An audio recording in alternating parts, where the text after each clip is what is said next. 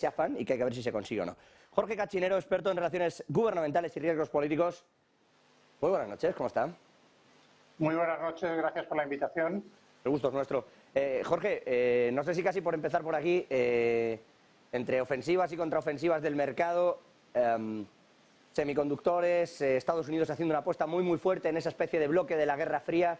China hablando de desdolarizar, muy unido a Rusia, Rusia incluso yendo más allá en esas ofensivas al unirse con Turquía, intercambiar en yuanes contratos con India o con Brasil.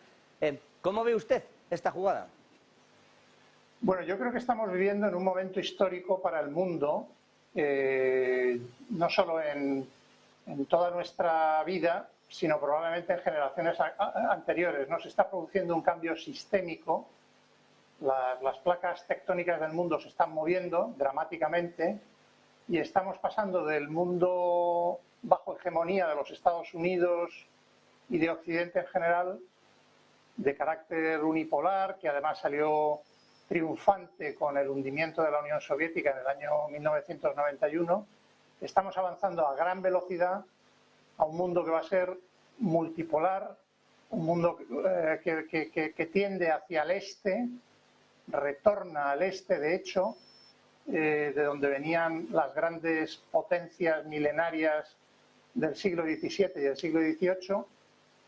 Y yo creo que parte de lo que está ocurriendo en este momento es el nerviosismo que hay en Estados Unidos, porque están viendo que se les escapa el poder de las manos en el mundo, que están dejando de ser la potencia hegemónica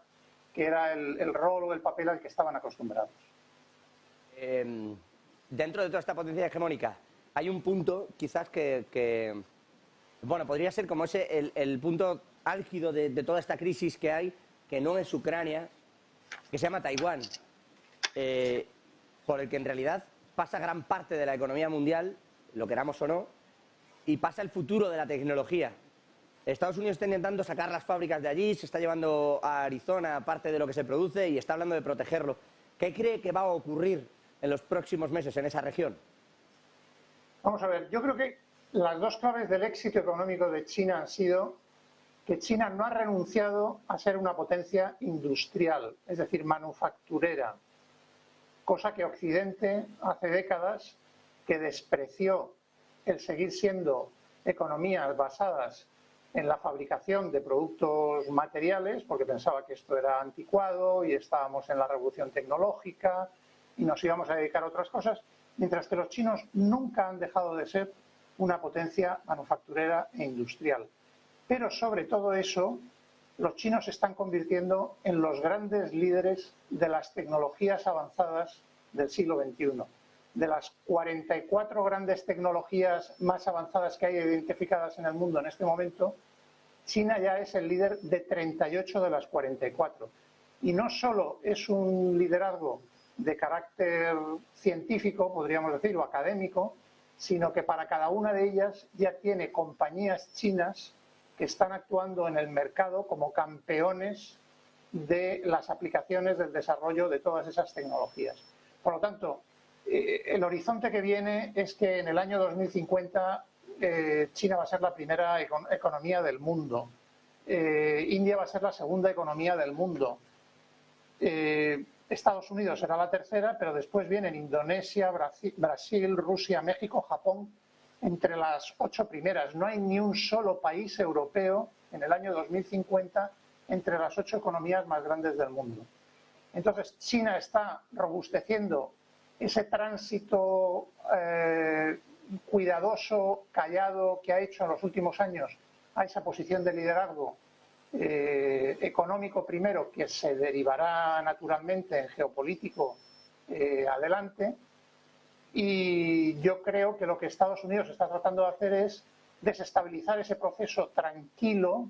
y natural de transición a un liderazgo económico de China en el mundo, y por eso está deseando provocar un enfrentamiento con China que desestabilice a los chinos en este proceso. El problema es que Estados Unidos, además, ha abierto la caja de los truenos, si se me permite la expresión, con Rusia en el continente europeo, y es un clásico de los estados desde sus orígenes, que solo los estados prudentes son aquellos que hacen frente a los enemigos que pueden hacer frente en cada momento. Y da la sensación, o por lo menos a mí me da la sensación, de que en este momento Estados Unidos no está actuando como un Estado prudente porque está dispuesta a tener enfrentamiento con las otras dos grandes potencias militares que hay en el mundo, que son Rusia y China, a la vez. Y eso solo puede terminar muy mal para Estados Unidos y probablemente para el resto del mundo. Ya que me traslada el asunto a Rusia, están pidiendo sanciones nuevamente, ahora ya oro, metales preciosos, diamantes, sector financiero, etcétera, etcétera. En Rusia ha hablado hoy de que en realidad su industria está creciendo por encima de lo esperado. Habla también de una caída en la inflación que sería envidiable si lo habláramos en Europa. Y sobre todo, un punto clave, saliéndonos de lo puramente económico. Esta mañana filtraban las agencias de noticias en Rusia que Putin fue objeto de un atentado fallido por parte de un dron militar ucraniano. Está a punto de comparecer el propio Putin. ¿Cómo cree que va también a desencadenarse todo esto? Porque se le ha escapado, no sé si escuchaba el programa al principio, pero se le ha escapado a Josep Borrell en Colombia a micrófono abierto, pero él pensando que estaba apagado, estamos esperando porque va a haber una ofensiva importante de Rusia. Bueno, para ir por partes yo diría que de todo lo que ha ocurrido desde febrero de 2023, probablemente lo que más ha sorprendido a Estados Unidos y a Occidente es la capacidad de resistencia de la economía rusa a las sanciones y los bloqueos. Occidente no se lo esperaba. Occidente pensaba que en un periodo de plazo muy breve iba a quebrar la economía rusa, iba a arrodillar a Rusia y el conflicto iba a terminar muy rápidamente. Creo que ha sido un ejercicio de arrogancia por parte de Estados Unidos y Occidente, porque los rusos habían aprendido de las sanciones de 2014, después de la adhesión de Crimea a la Federación de Rusia. Y tenían muy bien preparado cómo iban a hacer todo el proceso de sustitución de importaciones, de comercio en otras monedas nacionales con sus socios comerciales, sobre todo en Asia y en Próximo Oriente y en América Latina. Y por utilizar la palabra tan de moda y un poco cursi de la resiliencia, yo creo que los Estados Unidos no se esperaban esa capacidad de resistencia de la economía rusa, que como usted dice en este momento están con una inflación por debajo del 3, creciendo y con las arcas llenas porque están vendiendo el gas y petróleo más que nunca, a pesar de los intentos de Occidente de imponer al mercado de forma absurda e irracional precios máximos. Eso en cuanto a la economía rusa. Sobre el tema del atentado, que he visto que en Bild se ha hablado de él, yo la verdad no tengo más información que lo que he visto en los periódicos y le doy una importancia escasa, porque desde que comenzó este conflicto hemos visto que algunos quieren ganar la guerra de Twitter, todos los días en los medios de comunicación, virando noticias negativas, tratando de convertirlas en positivas, haciendo muchas declaraciones, mientras que por el otro lado los rusos están haciendo lo que ellos quieren hacer y en este momento están en un punto en el que están a punto de quebrar no solo las defensas del ejército ucraniano sostenido con las armas y los asesores y los soldados de la OTAN en el este de Ucrania, sino que probablemente estamos aproximándonos al momento final del conflicto, me refiero el que está localizado en Ucrania, que solo tiene una conclusión posible, y es que Rusia va a ganar, porque no puede perder, y además esto es algo que se está ya adueñando de las preocupaciones de los líderes militares, del Pentágono y de la CIA, que están intentando hacer ver a la administración Biden de que esto tiene que terminar, que hay que sentarse a negociar y que el conflicto va a ir muy mal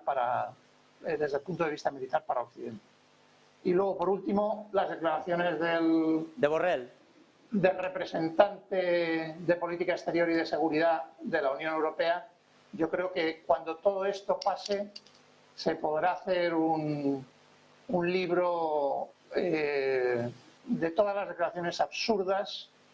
que este individuo está haciendo desde el año pasado, que lo único que traslucen son sus complejos personales, su resentimiento social,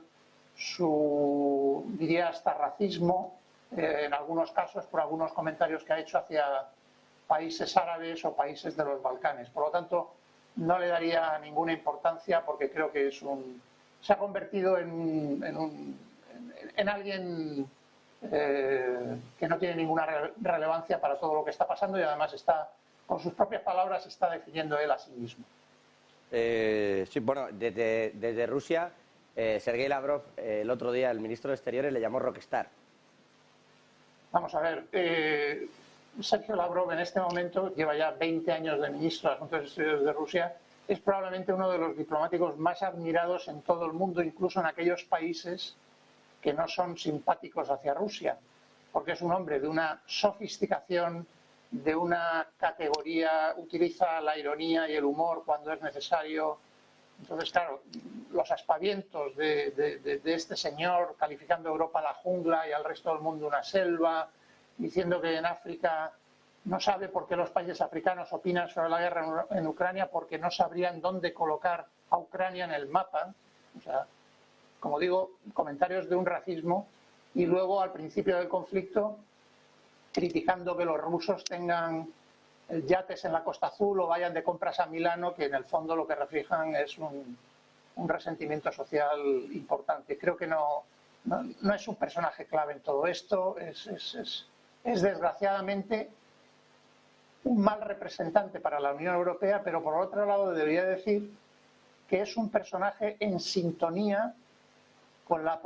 pobreza del liderazgo occidental en estos momentos, porque en Occidente nos hemos encontrado en este momento tan crítico de transformación en todo el mundo con los peores líderes que Estados Unidos y Europa conocen desde 1945, todos a la vez en todos los países o en la mayoría de los países. Y la verdad es que esto es en parte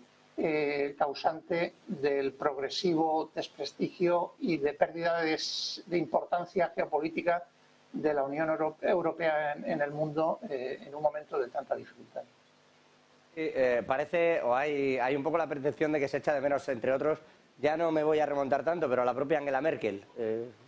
Bueno, y tantos otros anteriores. Por eso digo, sin remontarme muy lejos, solo yendo a la última, bueno, pues parece que se la eche de menos.